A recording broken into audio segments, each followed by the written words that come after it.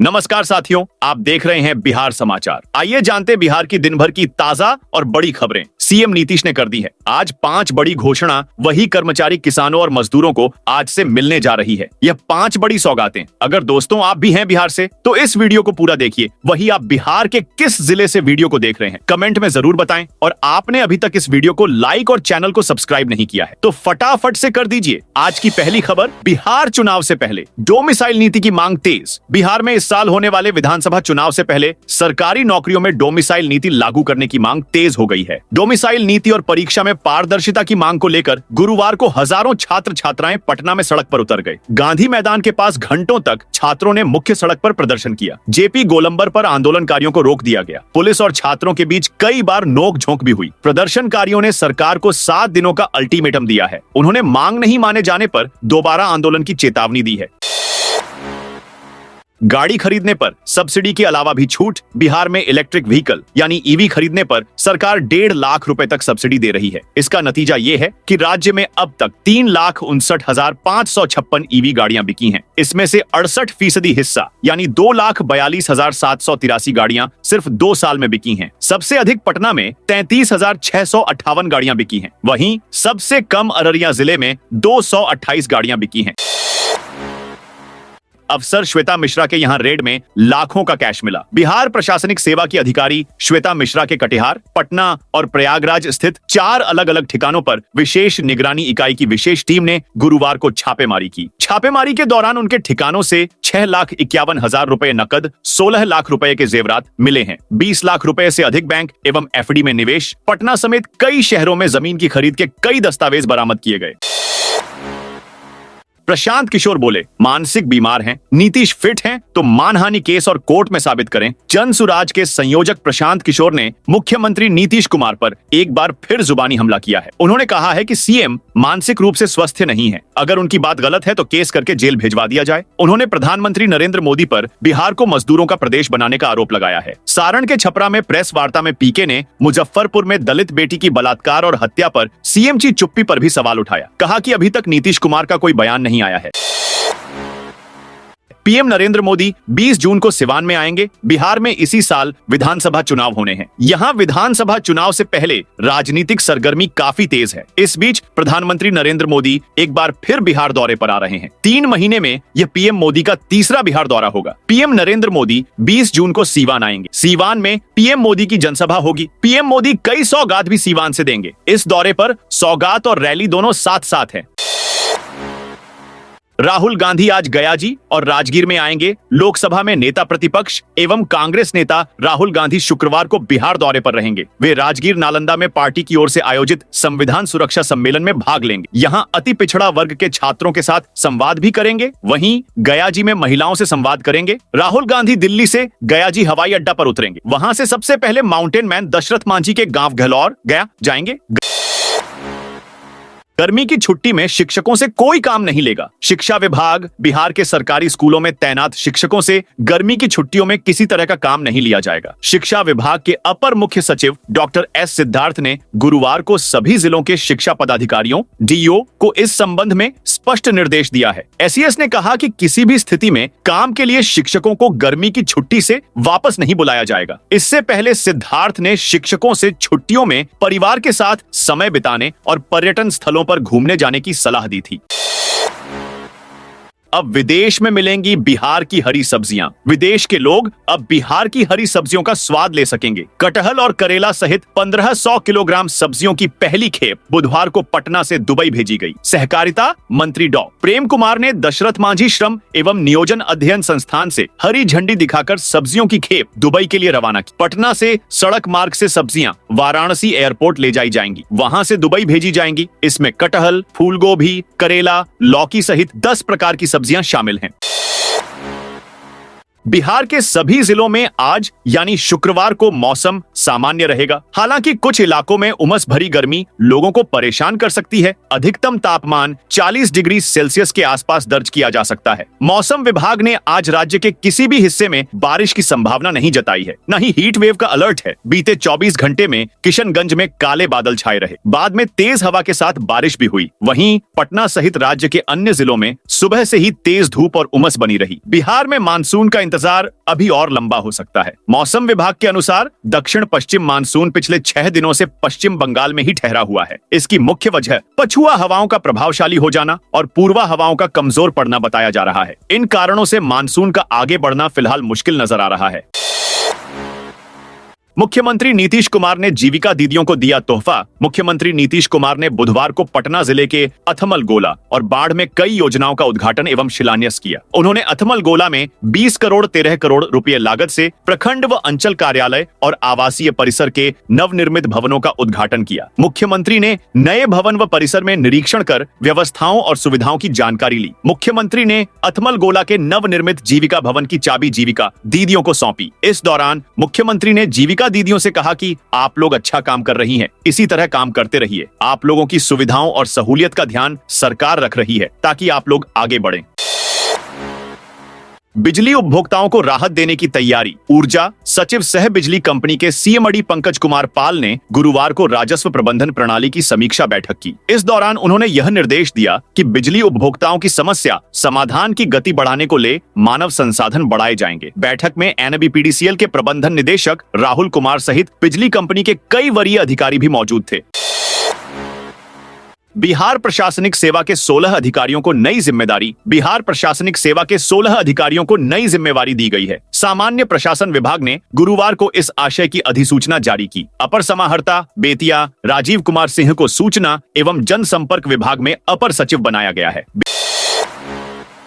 बिहार के 2 खिलाड़ी बने खेलो इंडिया एथलीट तलवारबाजी में। बिहार के 2 खिलाड़ी केशर राज और रवि कुमार यादव खेलो इंडिया एथलीट बने हैं। बिहार राज्य खेल प्राधिकरण के महानिदेशक सह मुख्य कार्यकारी अधिकारी रविंद्रन शंकरन ने बताया कि स्पोर्ट्स अथॉरिटी ऑफ इंडिया की खेलो इंडिया स्कीम के अंतर्गत प्रतिभा खोज समिति के विशेषज्ञों और चयनकर्ताओं की अनुशंसा पर तलवारबाजी में देश के 8 उत्कृष्ट खिलाड़ियों का चयन किया था। इसमें से बिहार के 2 खिलाड़ी केशर राज और रवि कुमार यादव का भी चयन हुआ।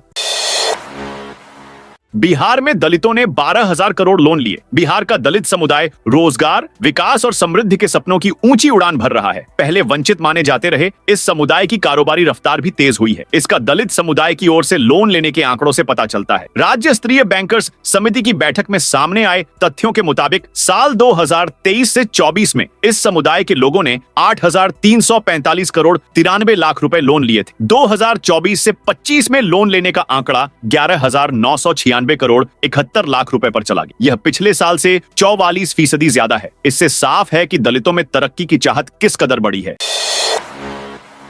बिहार चुनाव से पहले आरक्षण पर बढ़ेगी राड। बिहार में चुनाव से पहले राजनीतिक सरगर्मी बढ़ी हुई है। राजनीतिक दल किसी भी मुद्दे को भुनाने में कोई कसर नहीं छोड़ रहे हैं। अब नेता प्रतिपक्ष तेजस्वी यादव ने आरक्षण के मुद्दे को जोर शोर से उठाने की बात कही है। राज्य में चुनाव से पहले आरक्षण बढ़ाने की मांग पर रार बढ़ सकती है। तेजस्वी यादव ने नई आरक्षण नीति बनाने और विधानसभा का विशेष सत्र बुलाने की मांग की है। इतना ही नहीं, तेजस्वी यादव ने ऐसा न करने पर आंदोलन की चेतावनी भी दी है।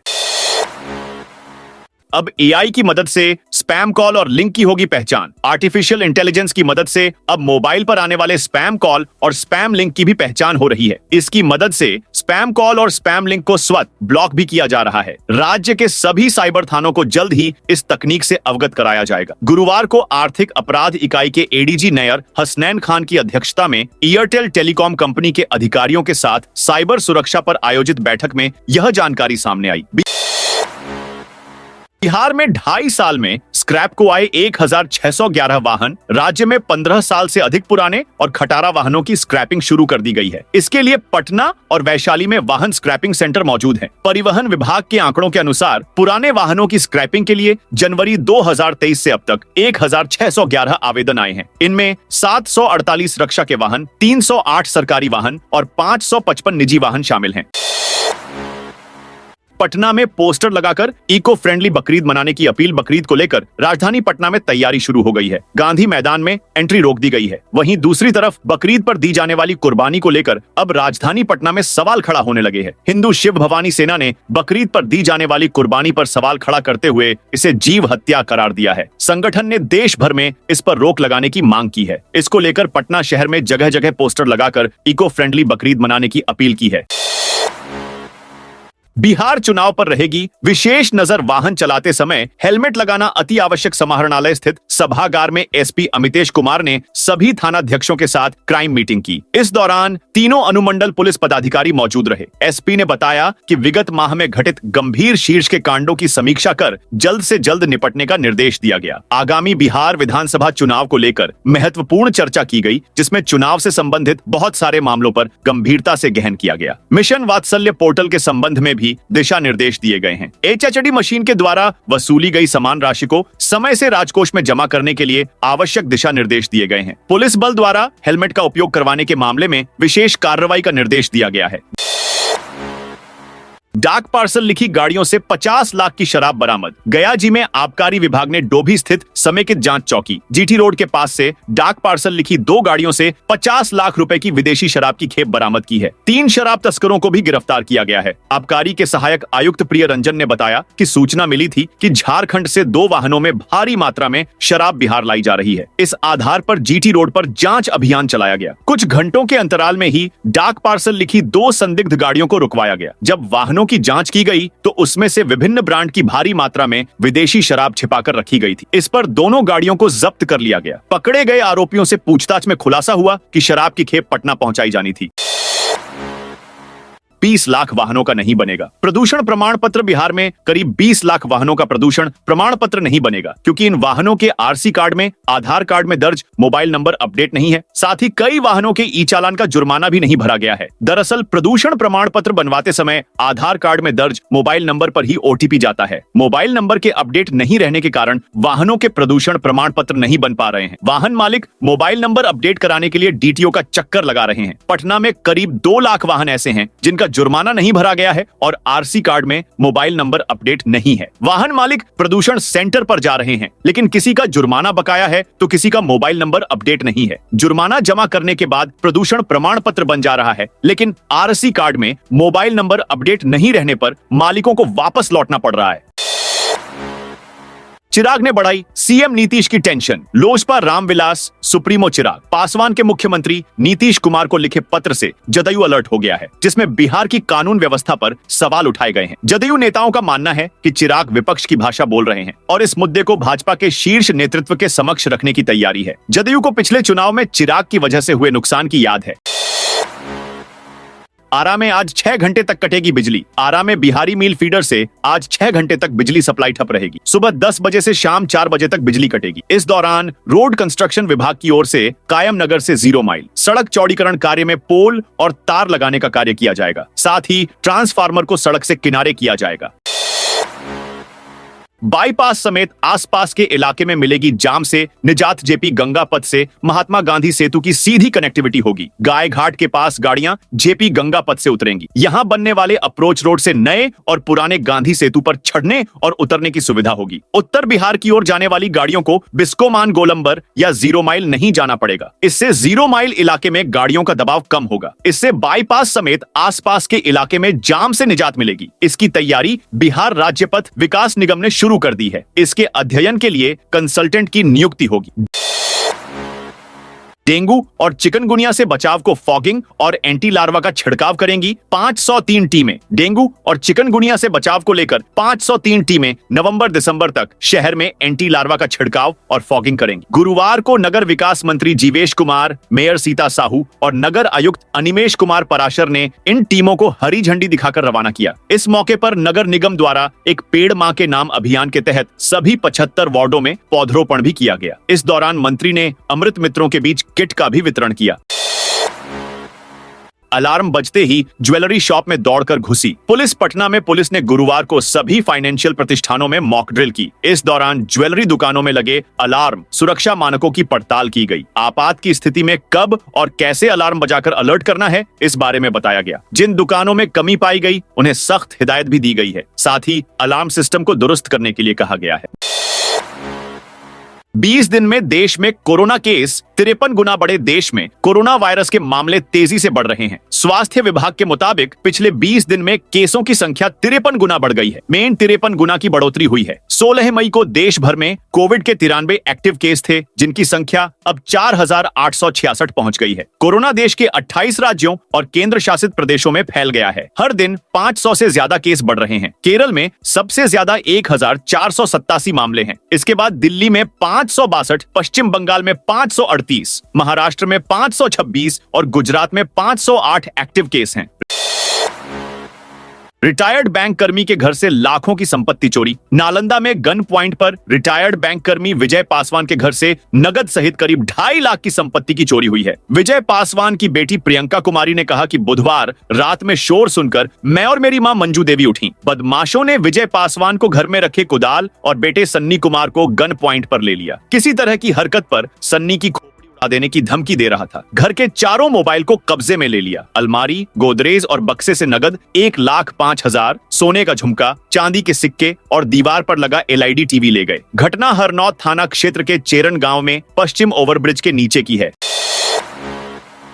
नवादा के कन्या इंटर स्कूल में भ्रष्टाचार का मामला। नवादा के प्रोजेक्ट कन्या इंटर विद्यालय में भ्रष्टाचार, छात्राओं से अवैध वसूली और अनुशासनहीनता के गंभीर आरोप प्रभारी प्रधानाध्यापक पर लगे हैं। इसके बाद प्रभारी प्रधानाध्यापक तरणी सेन महतो को पद से हटा दिया गया है। यह कार्रवाई जिला शिक्षा पदाधिकारी दिनेश कुमार चौधरी ने की है। प्रभारी प्रधानाध्यापक महतो पर छात्राओं से नामांकन के दौरान निर्धारित शुल्क से अधिक पैसा वसूलने का आरोप है। साथ ही प्राइवेट स्कूलों से आने वाली छात्राओं से स्थानांतरण प्रमाण पत्र के नाम पर भी पैसे लेने के गंभीर आरोप हैं।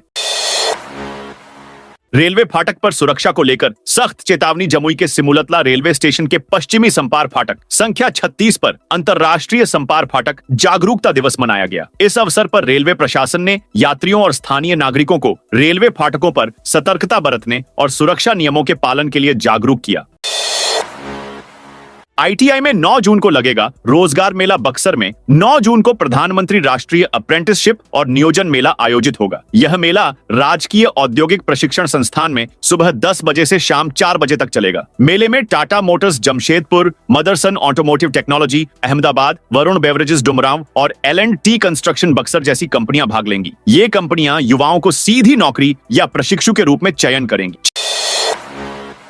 96,000 किसान की वैज्ञानिकों ने सुनी परेशानी। समस्तीपुर में विकसित कृषि संकल्प अभियान के लिए डॉ राजेंद्र प्रसाद केंद्रीय कृषि विश्वविद्यालय ने 720 वैज्ञानिकों की टीम बनाई गई है। टीम ने 1,756 कृषि प्रसार पदाधिकारी के साथ मिलकर अब तक 993 गांवों का अब तक दौरा किया है। वैज्ञानिकों की टीम ने 96,475 किसानों के पास पहुंचकर उनकी समस्या सुनी और उनकी समस्या का समाधान बताया है। डॉ राजेंद्र प्रसाद केंद्रीय कृषि विश्वविद्यालय के कुलपति डॉक्टर PS पांडे ने गुरुवार को संवाददाता सम्मेलन के दौरान जानकारी देते हुए बताया कि इस अभियान की शुरुआत प्रधानमंत्री ने 29 मई को की थी। यह अभियान पूरे देश में 12 जून तक चलेगा। भागलपुर में सर्जरी मुफ्त में होगी लगेगा रक्तदान शिविर। भागलपुर में association of surgeons of India chapter की ओर से 9 जून से 15 जून तक सर्जिकल वीक का आयोजन किया जा रहा है। कार्यक्रमों में जन जागरूकता, मुफ्त सर्जरी, पौधारोपण, रक्तदान शिविर और स्वास्थ्य जागरूकता वॉक जैसी गतिविधियां शामिल हैं। संगठन के अध्यक्ष डॉक्टर C.AM सिन्हा और सचिव डॉक्टर अभिषेक कुमार ने शुक्रवार को प्रेस वार्ता आयोजित कर जानकारी दी। इसमें बताया गया है कि लोगों के लिए कई तरह के कार्यक्रम 7 दिन तक चलाए जाएंगे। साथियों, ये थी बिहार की दिन भर की ताजा और बड़ी खबरें। आपने अभी तक बिहार समाचार चैनल को सब्सक्राइब नहीं किया तो फटाफट से कर लीजिए ताकि बिहार की खबरें सबसे पहले आपको मिले।